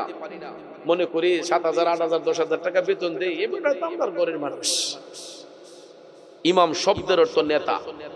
ইমাম মানে কি? এই নেতাকে নেতার মূল্যায়ন করি না বিধায় আজকে সমাজ, পাড়া প্রতিবেশীর মধ্যে অশান্তি। আমরা মনে করি ইমাম সাহেব তো আমাদের কথাই চলন লাগবে। ঠিক না বেঠিক? অনেক এলাকার মসজিদে সুদ ঘুষের ওয়াজ হয় না, ইমাম সাহেবের আগে টিপতে রাখছে, ওইটা কইেন না, কইলে গেলাম চাকরি থাকতো না। ঠিক কিনা কন? ওরে বাগানে সর্পের সীমা নাই, আদর করি সর্পরে কেউ ছুঁইও না রে ভাই। তার, সর্বঙ্গে বিশ্বে ভরা, দংশিলে প্রাণ বাঁচে না। অজ্ঞানী কি চিনতে পারে আকবরী সোনা। বাজান হারামখোর থেকে সব সময় দূরে থাকবেন, চিটার বাটপার থেকে সব সময় দূরে থাকবেন। আমরা ইবাদত করব একমাত্র কারে খুশি করার জন্য। এই জন্য বাজান নামাজের মধ্যে দাঁড়াইলে দেখা হয় আল্লাহর সাথে, কথা হয় আমার আল্লাহর সাথে। এখন বলবেন হুজুর কথা আল্লাহর সাথে কেমনে হয়? আমরা যে কোরআন শরীফ তেলাওয়াত করি নামাজে দাঁড়াইয়া, কোরআনের সূরা কেরাতগুলো যে আমরা পড়ি, আপনারা বলুন কোরআন কার বাণী? কোরআন কার বাণী? তাইলে নামাজে দাঁড়াইয়া ইমাম সাহেব হুজুর যতক্ষণ কেরাত পাঠ করবে বুঝতে হবে আমার আল্লাহর সাথে বান্দার কথাবার্তা চলতেছে। ঠিক না ঠিক? ইমামের কেরাত, মুক্তাদির কেরাত, বলবেন চৌধুরী সাহেব কেরাত তো পড়ে ইমাম সাহেব, আমরা তো পড়ি না। বাজান যখন আমরা ইক্তেদাই তো বিহাজাল ইমাম বলে ফেলি, মনে করবেন যে ইমামের কেরাতি হলো আপনি মুক্তাদির কেরাত। ইমামের কেরাত মুক্তাদির কেরাত, মুক্তাদি আর কেরাত পাঠ করতে হবে না। যখন আমরা ইক্তেদাই তো বিহাজাল ইমাম বলে ফেলি, তখন বাজান আমার মুক্তাদির আর নতুন করে কেরাত পড়তে হবে না। ইমামের কেরাতি হবে মুক্তাদির কেরাত। ইমাম সাহেব মুক্তাদি মিলিয়া কোরআন পড়বে, কোরআন শুনবে। অর্থাৎ এই কোরআনের যতটা আয়াত তেলাওয়াত করা হয় বুঝতে হবে মওলার সাথে বান্দার কথোপকথন চলতেছে। দাউদ আলাইহিস সালাম মাগরিবের টাইমে 4 রাকাত নামাজের নিয়ত করেই দাঁড়িয়েছিলেন। তিনি নামাজের মধ্যে দাঁড়াইয়া তাওবার আয়াত যখন তেলাওয়াত কইরা 1 রাকাত নামাজ পড়লেন, 2 রাকাত নামাজ পড়লেন, 3 রাকাত নামাজ পড়া যখন তিনি উঠবেন, ওই মুহূর্তে আমার আল্লাহ কুদরতের জবান দিয়া ডাক দিলেন, বন্ধু দাউদ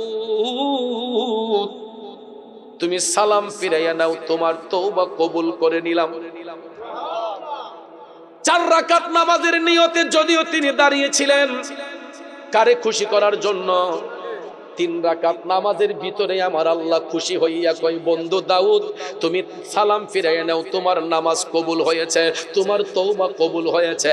এরপর থেকে আমার ভাইয়েরা দাউদ নবীর সম্মানে মাগরিবের টাইমে আমার আল্লাহ উম্মতে মুহাম্মদের জন্য কিয়ামত পর্যন্ত 3 রাকাত নামাজ ফরজ হিসেবে কবুল করে নিয়েছেন।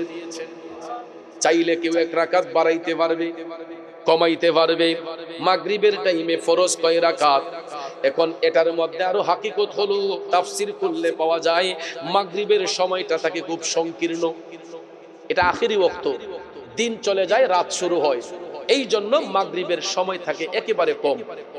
কথা বলেন, মাগরিবের সময় থাকে একেবারে কম, যেই কারণে আল্লাহ তাআলা বন্ধু দাউদ আলাইহিস সালামকে 3 রাকাত নামাজের ভিতরেই সালাম ফিরানোর আদেশ দিয়া দাউদ নবীর তওবা আমার আল্লাহ কবুল করে নিয়েছেন। আসুন সামনে যাই, এশারের নামাজ পড়া, এশারের নামাজ পড়া গোটা জাহানের পক্ষ হতে আমার আল্লাহর দরবারে শুকরিয়া আদায় করেছিলেন রহমাতাল লিল আলামিন নবী মুহাম্মদুর রাসূলুল্লাহ সাল্লাল্লাহু আলাইহি ওয়াসাল্লাম। জোরে জোরে কন্যা সুবহানাল্লাহ। এ নবীপুরের বাবাজিরা গভীর মনোযোগ, বলতেছিলাম কি, এই হলো 5 ওয়াক্তের নামাজ পড়ার বিবরণ। নবীগণ এই 5 ওয়াক্তের নামাজ 5 জন নবী এই দিয়ে আল্লাহর কাছে শুকরিয়া আদায় করেছিলেন, কিন্তু পূর্ববর্তী নবীগণের উম্মতের জন্য 5 ওয়াক্ত নামাজ পড়া শর্ত নয়। একমাত্র আমার দয়াল নবীজি উম্মতে মুহাম্মদের জন্য এই 5 ওয়াক্তের নামাজ ফরজ হিসেবে কবুল করে নিয়েছেন মহান আল্লাহর দরবার থেকে। ঠিক কিনা কম? দয়াল নবী মেরাজ সফরের মধ্যে যাইয়া 50 ওয়াক্ত নামাজ 6 মাস রোজা নিয়ে আইসা 6ষ্ঠ আসমানের মধ্যে আইসা মুসা নবীর সঙ্গে কথাবার্তা বইরা আমার দয়াল নবীজি আল্লাহ তাআলার কাছে অ্যাপ্লিকেশন কইরা 5 ওয়াক্ত নামাজ 1 মাস রোজা ফরজ করে নিয়ে আসলেন। এরপর মুসা নবী কয়, ইয়া রাসূলুল্লাহ নবী গো, আপনার উম্মতের পক্ষে এটাও পালন করা সম্ভব না। আমার নবী ডাক দিয়া কয়, বন্ধু মুসা আর কোন রিকোয়েস্ট করাবা না, আর কোন রিকোয়েস্ট চলবে না। আমার উম্মতের পক্ষে 5 ওয়াক্ত নামাজ পড়া সম্ভব হবে। আমার উম্মতের জন্য 5 ওয়াক্ত নামাজ পড়া সম্ভব হবে, 1 মাস রোজা রাখা সম্ভব হবে। তারপরে রাসূল বলেছেন, যদি আমার উম্মতরা আমি নবীরে ভালোবাসে, এরা 5 ওয়াক্ত নামাজ পড়বে, 1 মাস রোজা রাখবে, এতে কোনো আপত্তি তাদের থাকবে না, এটা তাদের জন্য পালন করা অসম্ভব হবে না। কিন্তু বাজান আমার, বন্ধুরা আমার, বুকে হাত দিয়ে বলুন তো, আমরা কয়জন ব্যক্তি 5 ওয়াক্তের নামাজ সঠিকভাবে পড়ে, কয়জন ব্যক্তি রমজান মাসের রোজা পালন করি?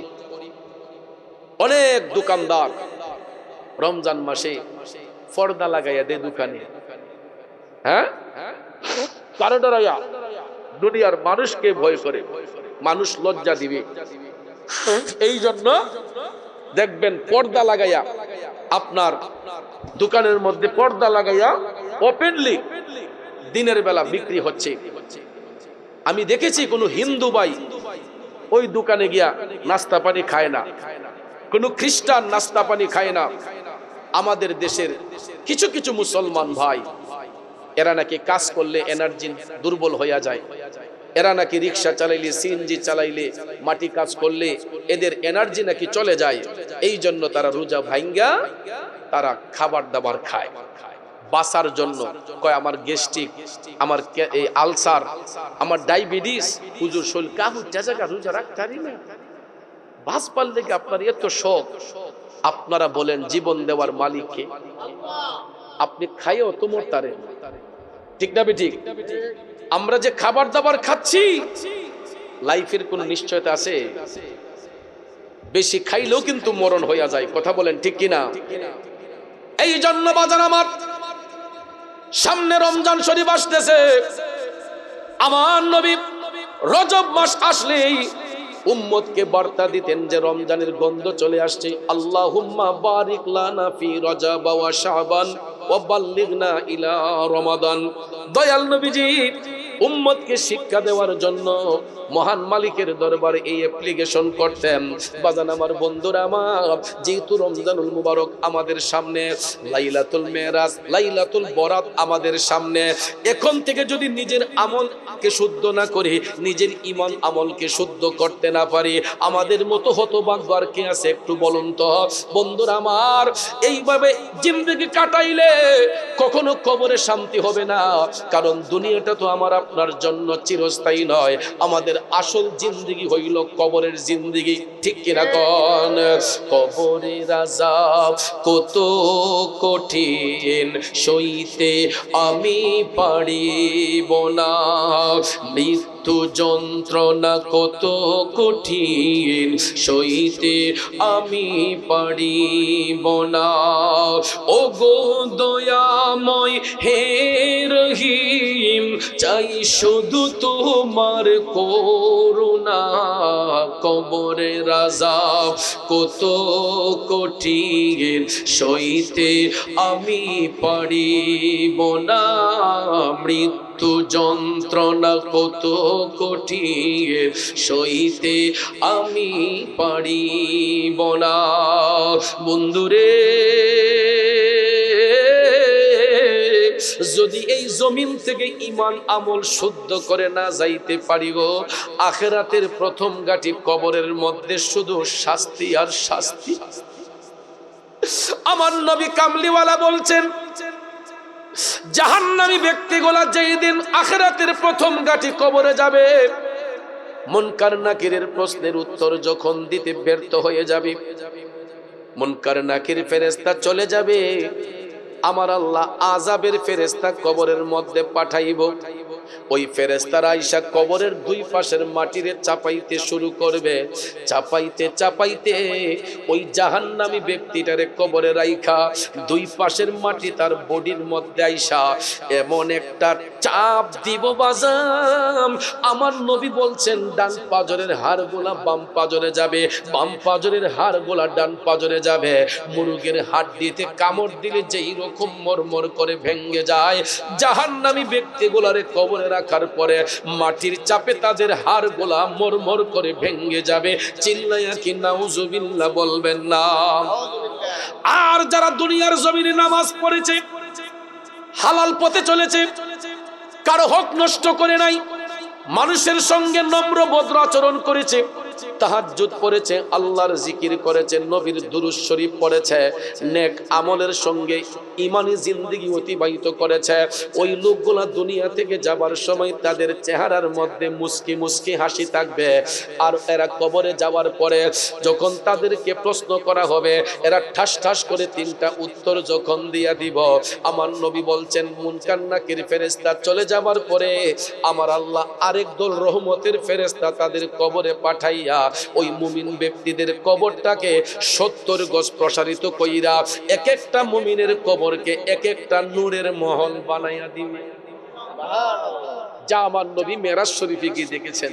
প্রথম আসমানে যাইয়া আমার নবী যখন জান্নাত দেখতে গেলেন, আল্লাহ তাআলা যখন জান্নাতকে সুসজ্জিত করলেন, দয়াল নবী জান্নাতের গেট দিয়ে প্রবেশ করে সুঘ্রাণ পাইলেন।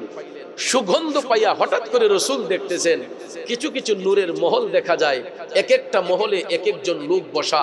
আমার নবী মুস্কি মুস্কি হাসতেছেন। জিবরাইল আলাইহিস সালাম কই, ইয়া রাসূলুল্লাহ, আপনি যেই ঘরগুলা দেখতেছেন এইগুলা দুনিয়ার কোনো ঘর বাড়ি না নবী গো, এইগুলা আপনার মুমিন উম্মতের এক একটা কবর। ইয়া রাসূলুল্লাহ, আপনার উম্মতের মধ্যে যারা মুমিন, যারা মুত্তাকি, যারা পরহেজগার, এরা দুনিয়া ছেড়ে আসার পরে আল্লাহ তাআলা তাদের সম্মানে তাদের কবরকে নূরের মহল বানাইয়া দিয়েছে। সুবহানাল্লাহ। এই জন্য ভাইয়ের আমার, আমরা যদি ঈমানি জিন্দেগি অতিবাহিত করতে পারি, নেক আমল করতে পারি, আমাদের কবরে আযাব হবে না, কবরটা নূরের মহল হবে। আর যদি চিটারি বাটপারি করে যাই, দুর্নীতি করে যাই, মানুষের মনে কষ্ট দিয়ে যাই, মানুষের হক নষ্ট করে যাই, এতিমের সম্পদ গ্রাস করে যাই, রাসূল জাহান্নামের গেইটি দিয়ে প্রবেশ করে দুর্গন্ধ দেখেছেন এবং তাদের কবর দেখে আমার নবী দেখলেন যে তাদের কবরের মধ্যে জাহান্নামের আগুন ধাউ ধাউ করে জ্বলে। এই জাহান্নামের আগুনের যে তাপ, এই তাপ সম্পর্কে রাসূল বলেছেন যে দুনিয়ার জমিনে একটা সুইয়ের মাথা দিয়া যেই দিকে আমরা সুতা ঢুকাই, রাসূল বলছেন জাহান্নামের আগুনের তাপ যদি দুনিয়ার জমিনে সুইয়ের মাথা দিয়ে একটু তাপ যদি দুনিয়ার মধ্যে দেওয়া হতো, তাহলে এই তাপে গোটা পৃথিবীর মানুষের চেহারা ঝলসে যেত। জোরে কন্যা নাউজুবিল্লাহ। গোটা পৃথিবীর মানুষের চেহারা অন্ধকার হয়ে যেত। এখন চিন্তা করেন জাহান্নামের আগুনের তাপটা কি পরিমাণ তাপ। সাধারণত আমাদের দেশে দেখবেন গ্যাস সিলিন্ডারের যে তাপ দেওয়া হয়, অনেক পিতল জ্বালা যে দেয় গ্যাসগুলা দিয়ে, এইগুলার হালকা একটু প্রেসার দেখবেন কতটুকু ভয়াবহ হয়। আর আমার রাসূল বলেছেন জাহান্নামের আগুনের তাপ যদি দুনিয়ার জমিনে একটা সুইয়ের মাথা দিয়ে একটুখানি দুনিয়াতে ছাড়া হয়, গোটা পৃথিবীর মানুষের চেহারা অন্ধকার হয়ে যাবে। চিল্লাইয়া কোন নাউজুবিল্লাহ। তাহলে এই জাহান্নামের আগুন দিয়ে জ্বালানো হবে যারা চিটারি বাটপারি দুর্নীতি মানুষের মনে কষ্ট দিবে, যারা হকের রাস্তায় থাকবে না, অন্ধকারে থাকবে, বেঈমান মুনাফিকদের কবরে এই জাহান্নামের আগুন ধাউ ধাউ করে জ্বলবে। কিন্তু মুমিন যারা হবে তাদের কবরটা নূরের মহল হয়ে যাবে। তাহলে বলুন আমরা মুমিন হতে চাই কি চাই না? চাই কি চাই না? আজকে যদি মৌলভী আব্দুল বারিক সাহেবের বাড়িতে এখানে বাউল গানের আসর দেওয়া হতো, দেখতেন অতিথির অভাব হইতো না, শ্রোতার অভাব হইতো না। ভালো কাজে আমরা লোক থাকি কম, মন্দ কাজে লোকের অভাব হয় না। এটা ইসলামের শুরু থেকে আসছে। ইসলাম কায়েম হওয়ার পর থেকে যতটা যুদ্ধ সংগঠিত হয়েছে, নবীর পক্ষে লোক ছিল কম, বাতিলের পক্ষে লোক ছিল বেশি। উহুদের যুদ্ধ বলেন, খন্দকের যুদ্ধ বলেন, যত বড় বড় খাইবারের যুদ্ধ বলেন, কারবালার যুদ্ধ বলেন, প্রত্যেকটা যুদ্ধে ইমানদারের পক্ষে লোক ছিল কম, বেঈমানদের পক্ষে লোক ছিল বেশি। বেঈমানদের পক্ষে লোক বেশি হলেও জয় কি মুমিনের হয় নাই? জয় হচ্ছে ইমানদারের। তো এই জন্য আমরা যদিও আজকে সংখ্যাগরিষ্ঠ একটু কম, এখানে যারা বসছেন সবাই খাসল খাস নবীর প্রেমিক, নবীর প্রেম অন্তরে নিয়ে আল্লাহ পাবার জন্য, আল্লাহকে রাজি খুশি করার জন্য এই নবীর প্রেমিকরা নবীর বাগানে বসেছেন। ভাইয়ার আমার, বন্ধুরা আমার, মাহফিল হচ্ছে হেদায়েতের স্থান। এখানে আসলেই কিছু হেদায়েতমূলক বাণী প্রচার করা হয়, যেইগুলো শুনলে আমাদের আমল আখলাক মজবুত হয়। কিন্তু এখন আমাদের দেশে কিছু কিছু মাহফিলে বক্তারা যাইয়েই রাজনীতি আলাপ শুরু করে, যেই কারণে অনেক মাহফিলের শ্রোতা এখন কমে যায়। মাহফিল কি রাজনীতির জায়গা? রাজনীতির জায়গায় করবেন, ওয়াজ মাহফিলে এসে ওয়াজ করবেন, হেদায়েতের বাণী শিখাবেন মানুষদেরকে। এখানে কোনো রাজনীতির মঞ্চ নয়, কথা কোন ঠিক না বেঠিক? কে কোন দল করেন এটা বাইরে গিয়ে করেন, মাহফিলে কেন? কিছু কিছু বক্তারা মাহফিলে এসেই দেখা যায় আইসা রাজনৈতিক আলাপ সালাপ, অমুক নেতা বালানা, হুমুক নেতা বালা, এই বালানা সেই বালা, এই বালানা সেই বালা। আরে বাবারে, তোমার কি এই পাইচালি করার জন্য লোকে টাকা দিয়ে আনছে? আপনাকে আনছে মানুষ ওয়াজ করবেন, আপনি হেদায়েতের বাণী শিখাবেন। আইসা দেখা যায় কোনো হেদায়েতমূলক বাণী নাই, শুধু কে খারাপ, কে কোন দল করে, এই অমুক দলের মানুষ বলা না, অমুক দলের মানুষ ভালো, এই সমস্ত রাজনৈতিক আলাপ আলোচনা করার জন্য অনেক মাহফিলের শ্রোতা কমে যাচ্ছে, মানুষের আবেগ ইমোশন নষ্ট হয়ে যাচ্ছে। কথা বলেন ঠিক কিনা? আল্লাহ যেন ওই সমস্ত ব্যক্তিদের কাছ থেকে আমাদের ঈমান আমলকে হেফাজত করে। সকলে আমিন পন। বাজান আমার, বন্ধুরা আমার, বলুন তো আমি কি আপনাদের কাছে কোনো রাজনীতিক আলাপ করেছি? কোন নেতার পক্ষে বলেছি? কোন ব্যক্তির পক্ষে বলেছি? কোরআন সুন্নাহ মোতাবেক নবীর পক্ষে কথা বলেছি, নবীর ভালোবাসার উপর কথা বলেছি, আমাদের আমলকে মজবুত করার কথা বলেছি। ঠিক কিনা বলেন? আল্লাহ যেন আমাদেরকে সহি বুঝ দান করে। বাজান, এই যে মুরব্বী মানুষটা দেখলে মায়া লাগে না? আমার খুব মায়া লাগে। আমার হাতে আগের মতো সময় নাই। আগে তো মনে করেন বয়সও কম ছিল, ব্যস্ততাও কম ছিল। এখন বয়স যত বাড়তেছে ব্যস্ততাও বাড়তেছে। আগে মুরিদের সংখ্যা কম ছিল, এখন মুরিদানও বাড়তেছে। দরবার চালাই, এই জন্য মুরিদানও বাড়তেছে। আগে ছেলে মেয়ে ছিল না, এখন 3 ছেলেও আল্লাহ দান করছে। আজকে আমি আমার লাইফ সার্থক যে এই লাইফে প্রথম আমার ছেলেকে নিয়ে সফরে বের হয়েছি। আমরা সাধারণত আমাদের ছেলেদেরকে বাহিরে নেই না। তো আজকে গত পরশুদিন আম্মা বলতেছে, কয় তোমার ছেলেদের সাথে নিয়ে যাও, আমার নাতিদের সাথে নিয়ে যাও। তো আম্মা অর্ডার দেওয়াতে, আমার আম্মা জান এখনো বেঁচে আছেন, আম্মা অর্ডার দেওয়াতে আমার শাহজাদাকে সাথে নিয়ে আসছি। দোয়া করবেন, এবছর মাদ্রাসাতে ক্লাস 8-এ উত্তীর্ণ হয়েছে, ক্লাস 8-এ এই বছর ভর্তি হবে। তো নবী প্রেমের শান, অলি প্রেমের শান চেষ্টা করতেছে গাওয়ার জন্য। দোয়া করবেন, ছোট মানুষ তো এখনো এই সাহস হয় নাই। তো আস্তে আস্তে যেন আল্লাহ তাআলা তার সিনায় ভরপুর করে। দোয়া করবেন। আর বিশেষ করে হাবিব আঙ্কেলকে দেখার জন্য আরো চলে আসছে আমার বন্ধু হাবিব ভাইকে, কয় আঙ্কেল আমার তো বাবা হাবিব আঙ্কেলের বাড়ি না কোম্পানিগঞ্জ, কয় তাহলে আমি যাব। তো হাবিব ভাইয়ের সাথে দেখা করার জন্য আরো আসছে, আপনাদের সাথে দেখা করার জন্য। তো বিশেষ করে আমি যেটা বলেছিলাম যে ব্যস্ততার কারণে প্রতি রাত্রে প্রোগ্রাম বাধ্য হইয়া একটাই করি, কিন্তু 2টা করতে হয়, না পাইরা করতে হয় 2টা। আরেকটা মাহফিল অনেক রিকোয়েস্টে আমার বন্ধুবর জনাব এই ভাই নাম জানি, জাকির ভাই, জাকির হোসেন ভাই, আমি দেখেছি একটু আগে সিলমপুরে আগামী 16ই জানুয়ারি, সম্ভবত 16 জানুয়ারি আমি এখানে বাদেশ আলোচনা করব। এশার নামাজ পড়ার সাথে সাথে আমি আলোচনা করব সিলমপুরে আরেকটা প্রোগ্রাম, এখানে আমি আসব, আপনারা যাবেন ইনশাআল্লাহ। আর বিশেষ করে এই মৌলভী আব্দুল বারেক সাহেব আমাকে মহব্বত করে দাওয়াত করেছেন, ওনার সম্মানে আজকে আমি দ্বিতীয় মাহফিল রাখি নাই। অনেক অফার আসছে যে হুজুর একটু সময় দিয়ে যান, একটু সময় দিয়ে যান, কিন্তু ওনার সম্মানে আজকে আমি সেকেন্ড মাহফিল নেই নাই, ডাবল মাহফিল করি নাই, সিঙ্গেল প্রোগ্রাম করেছি। এবং আসার পরই কয় আমার তো এই শরীরটা ভালো না, কয় আপনি আসার কিছুদিন আগে স্ট্রোক করেছি। তো 49 বছর ধরে মাহফিলটা করে আসছেন, এখন আস্তে আস্তে নিজের শরীরে বার্ধক্য চলে আসছে। আমরা যদি উনাকে সহযোগিতা না করি, মহব্বত না করি, উনি সামনে আগাবে কিভাবে? যাতে উনি দুনিয়া থেকে যাবার পরে যাতে এই মাহফিল সব সময় থাকে, আমরা এইরকম ভাবে একটা চেষ্টা করতে হবে সবাই মিলে, ঠিক না? কারণ বরা বর্ষণে সাঁতার হয় না, কণা বৃষ্টিতে সাঁতার হয়। একটু একটু করে দান করবেন, দেখবেন এটা অনেক দান হয়ে যাবে। আর আপনাদের সহযোগিতার ফলেই তো উনি এই মাহফিলটা করতে পারে। এই জন্য ওনার পরিবার বর্গের পক্ষ থেকে উনি আমাকে রিকোয়েস্ট করেছেন যে আপনাদের সহযোগিতায় আগামী বছর 50তম বার্ষিক মাহফিল করার জন্য। আপনারা চান কি চান না? তো ইনশাআল্লাহ কিছু কথা বলে আমরা একটু জিকির করব। আমার এক বাজান বলছে হুজুর প্রতি রাত্রে আপনার জিকির শুনে ঘুমাই, প্রতি রাত্রে আপনার জিকির শুনে ঘুমাই। তো আলহামদুলিল্লাহ, জিকিরও তো একটা ইবাদত, ঠিক না? কিন্তু আমাদের দেশে কিছু কিছু ভাই জিকির নিয়ে ট্রল করে, আমি জিকির করেছি একভাবে, ইডারে করছে আরেকভাবে। এই যে বক্সের মাধ্যমে রিমিক্স দিয়া আমার জিকিরকে বিকৃত করে আমাকে কালারিং করার জন্য, আমার মান সম্মান নষ্ট করার জন্য আমার জিকির নিয়ে ট্রল করে। কিন্তু আল্লাহর জিকির তিন অবস্থায় করা যায়, শুইয়া, বৈশা, দাঁড়াইয়া। দাঁড়াইয়া জিকির সবার জন্য শর্ত না।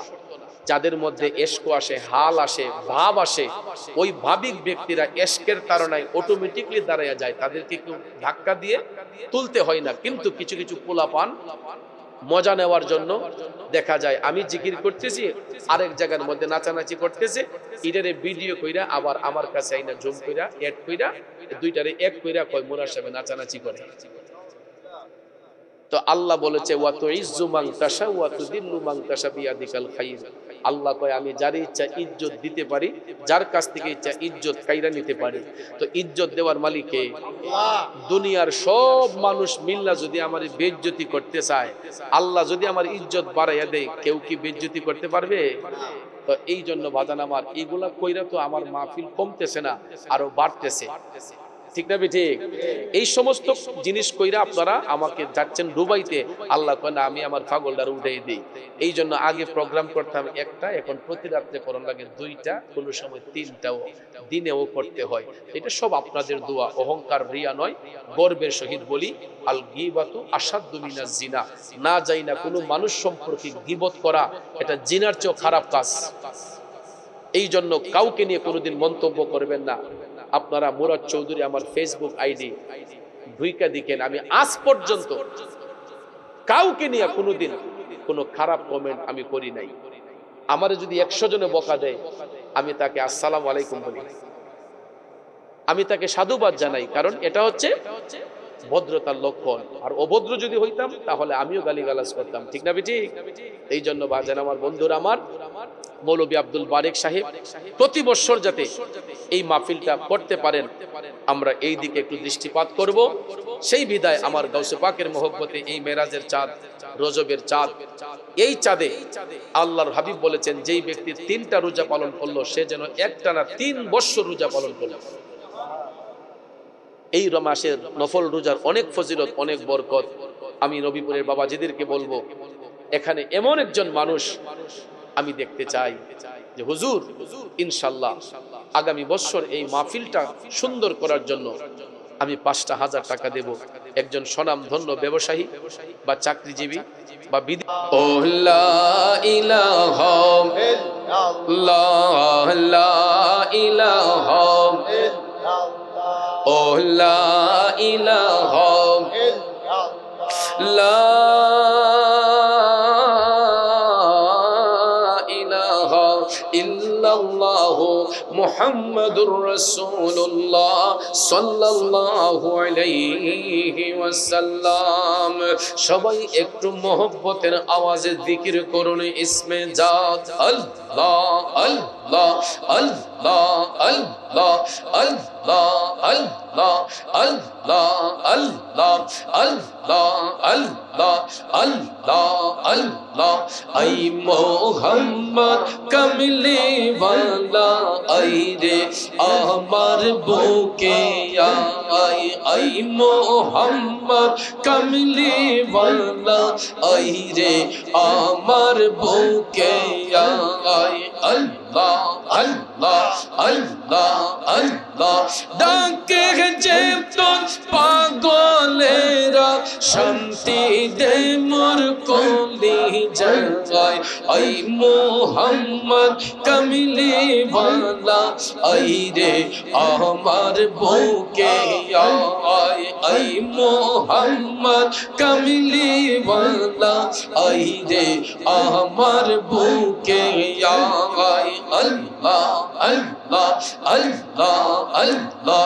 চাঁদ সূরজ গ্রহ তারা জিন ইনসানার ফেরেশতারা, চাঁদ সূরজ গ্রহ তারা জিন ইনসানার ফেরেশতারা, দিন রজনী চাইছে তারা ফুল তোলে দিতে গলায়। আই মোহাম্মদ কামলি ওয়ালা আই রে আমার বুকে আই মোহাম্মদ কামলি ওয়ালা আই রে আমার বুকে আই আল্লাহ আল্লাহ আল্লাহ আল্লাহ আল্লাহ আল্লাহ ফকির দরবেশ বাদশাহ বলে দুলিতে সেই ফুলের কোলে ফকির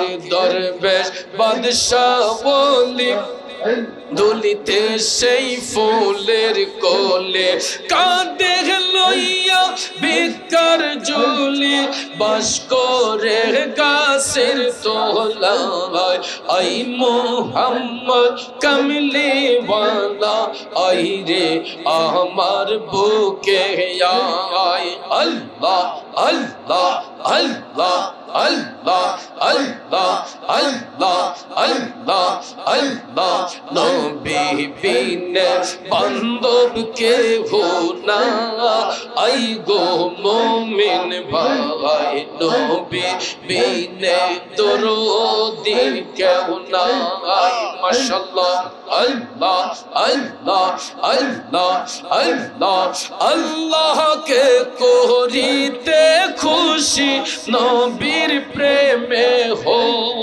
দাসী আল কোরআনে ঘোষণা দেইতা আই গো মুমিন ভাই নবী বিনে বান্ধব কেহ নাই মারহাবা আল্লাহ আল্লাহ আল্লাহ আল্লাহ আল্লাহ আল্লাহ আল্লাহ আল্লাহ মা বাবা আত্মীয় স্বজন স্ত্রী আর কন্যা গো সবার চাইতে নবীজি আপন